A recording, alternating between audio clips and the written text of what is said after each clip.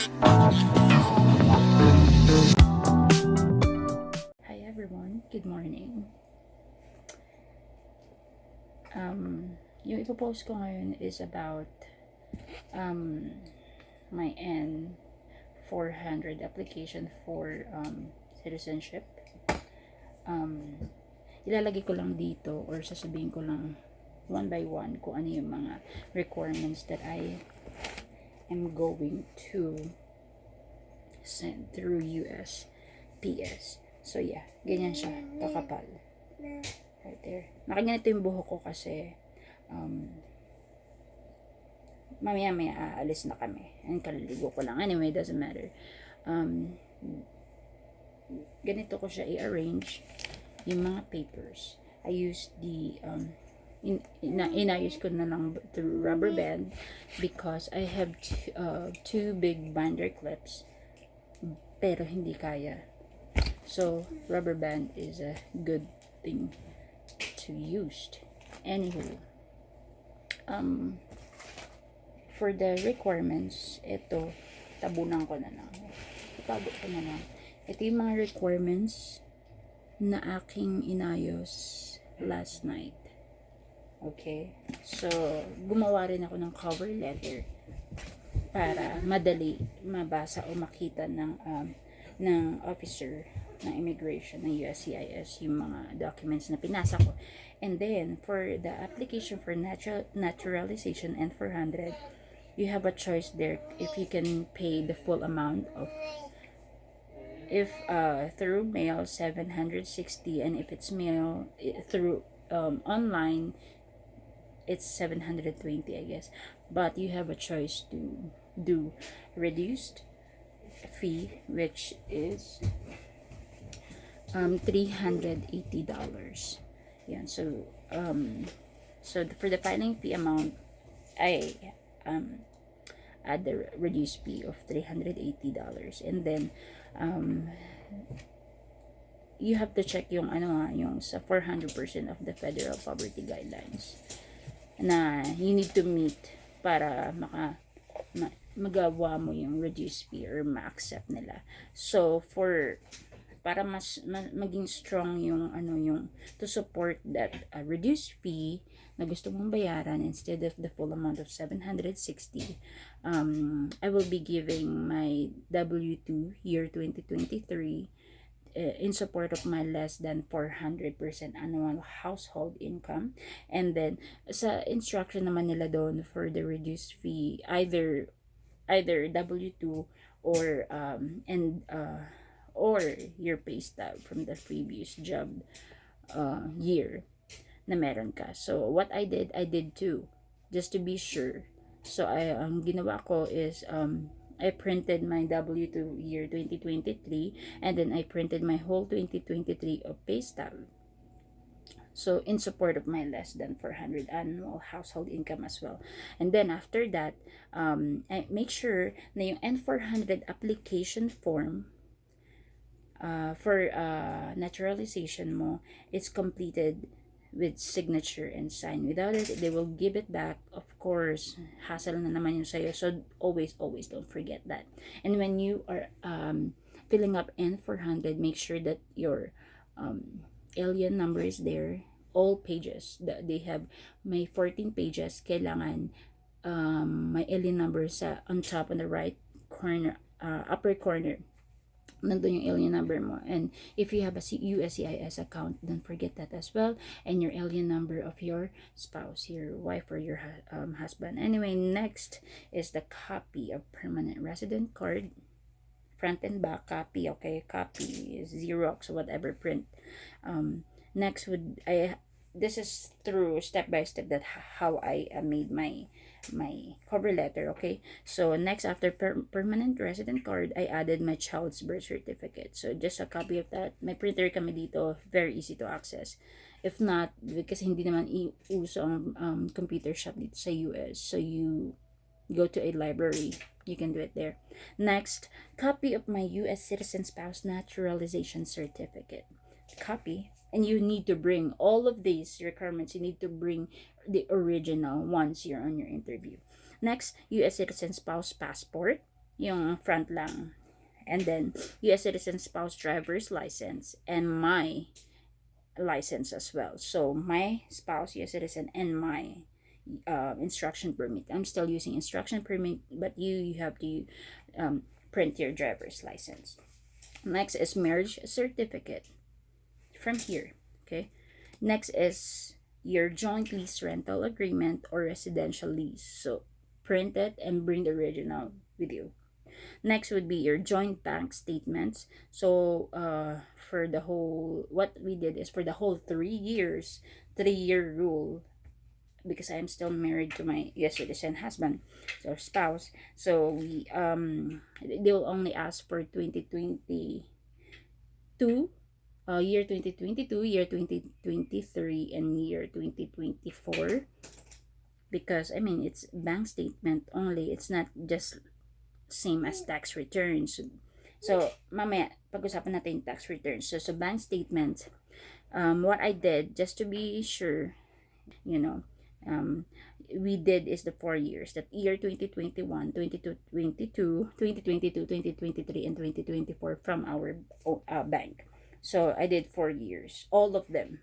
Okay? Not by quarterly, but the whole month of those years, we end up asking our bank to print it for us. So they are very, very nice. Such a very good bank. Anyway, next. Now we jump to next page. Copy of our tax return. So tax return transcript. You can have this online original, your own. Okay? If you have your own printer and you have your Wi-Fi, your home internet, go to your to the return transcript. Hindi naman kasi doon sasabihin sa IRS na tax return transcript area. It's on the right side, the upper, in the middle. It says return transcript. So punta ka doon, hindi doon sa only transcript, okay? So go to the return transcript and then click all those years na gusto mong i-print yung tax return na needed for 3 years or if 5 years for you guys.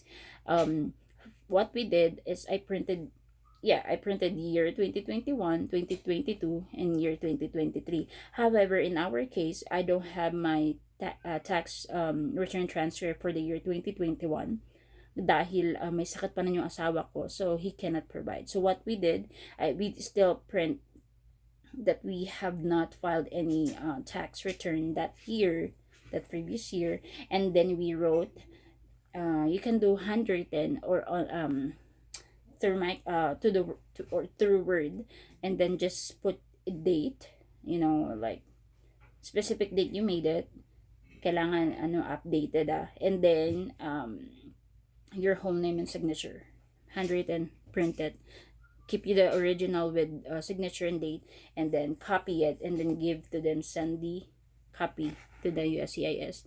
So what we did is year 2021, 22, and 23, we don't have the 2021. So what I included here on my cover letter, just what we did from the very beginning of adjustment of status is I added my US citizen spouse letter of explanation of previous year 2021 tax return transcript on the reason why bakit hindi siya nakapag-file ng 2021 tax return, because there's nothing to file because wala nga siyang trabaho kasi nagkasakit siya. And then that when we did that before, we also supported with his medical documents that we gather from all places of the hospital or clinic para just to support na ito may sakit siya this year. So next, copy of our joint vehicle registration.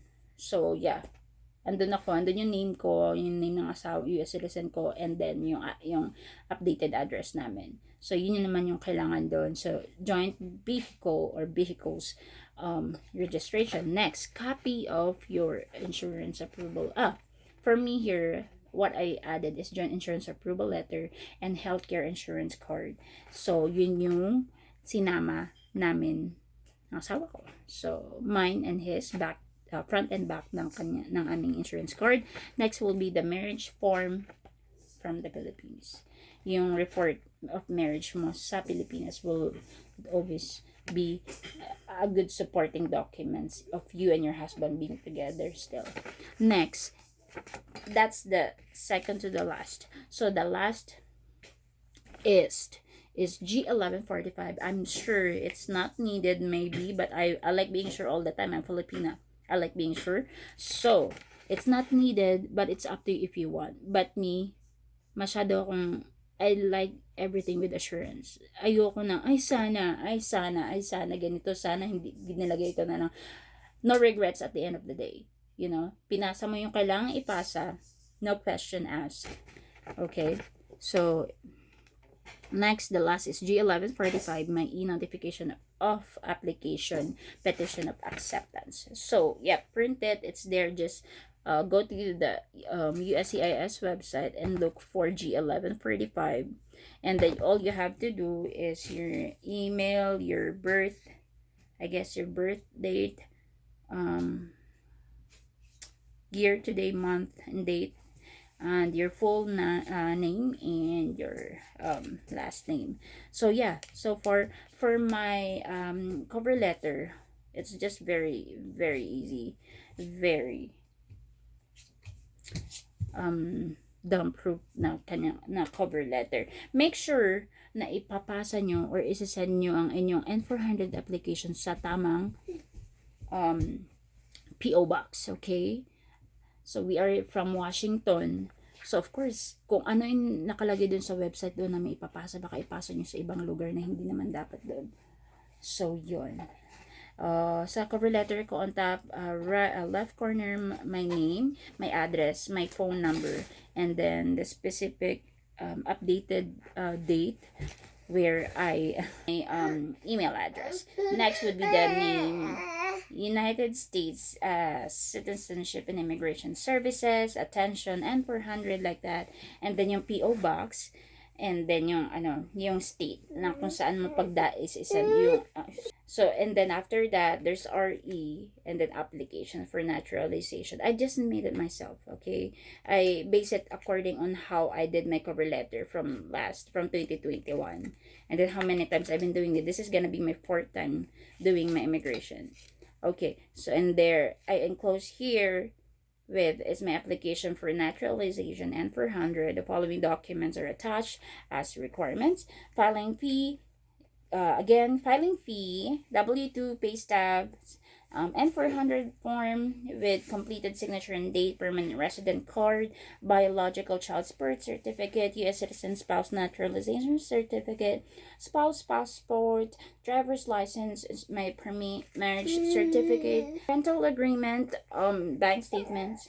Next, after rental agreement is bank statements, joint bank statements from previous years. You can do quarterly, up to you, or every 6 months.